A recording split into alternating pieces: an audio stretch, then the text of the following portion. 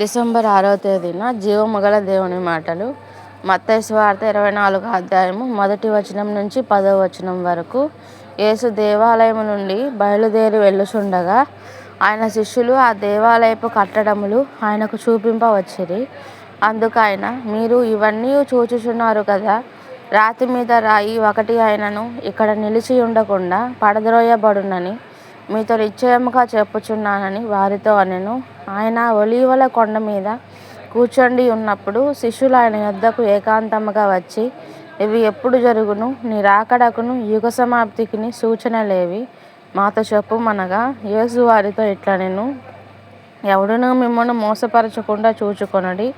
అనేకులు నా పేరట వచ్చి నేనే క్రీస్తునని చెప్పి పలువురిని మోసపరచెదరు. మరియు మీరు యుద్ధములను గూర్చియు యుద్ధ సమాచారములను గూర్చియు వినబోదురు. మీరు కలవరపడకుండా చూచుకొనుడి. ఇవి జరగవలసి ఉన్నవి కానీ అంతము వెంటనే రాదు.